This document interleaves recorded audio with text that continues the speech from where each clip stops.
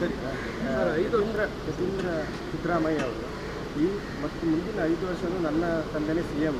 ಈಗಾಗಲೇ ಇದನ್ನು ಸೆಟ್ಲ್ ಮಾಡಲಾಗಿದೆ. ಹೈಕಮಾಂಡ್ ಇದನ್ನು ಸೆಟ್ಲ್ ಮಾಡಿದೆ, ಸಿಗ್ನಲ್ ಕೊಟ್ಟಿದೆ, ಗ್ರೀನ್ ಸಿಗ್ನಲ್ ಕೊಟ್ಟಿದೆ. ಮತ್ತು ಇದಕ್ಕೆ ಯಾವುದೇ ಮತ್ತೆ ಹೋಗುಗಳಿಗೆ ಮಾಡಲಿಕ್ಕಿಲ್ಲ.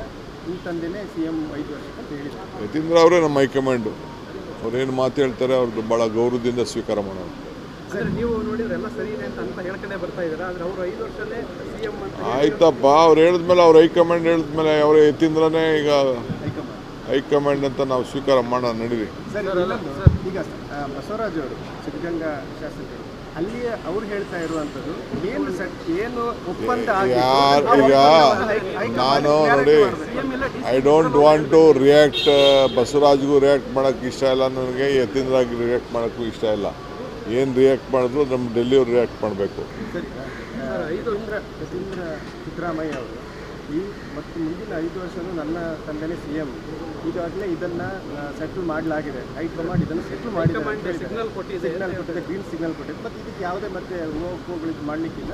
ನಿಮ್ಮ ತಂದೆನೇ CM 5 ವರ್ಷಕ್ಕೆ ಅಂತ ಹೇಳಿದ್ದಾರೆ. ಯತೀಂದ್ರ ಅವರೇ ನಮ್ಮ ಹೈಕಮಾಂಡು. ಅವ್ರೇನು ಮಾತು ಹೇಳ್ತಾರೆ ಅವ್ರದ್ದು ಭಾಳ ಗೌರವದಿಂದ ಸ್ವೀಕಾರ ಮಾಡೋದು.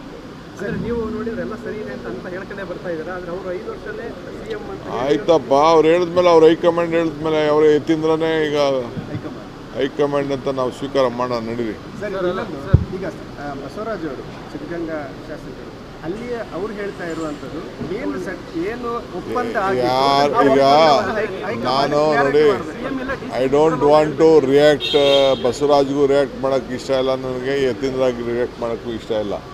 ಏನು ರಿಯಾಕ್ಟ್ ಮಾಡಿದ್ರು ನಮ್ಮ ಡೆಲ್ಲಿಯವ್ರು ರಿಯಾಕ್ಟ್ ಮಾಡಬೇಕು.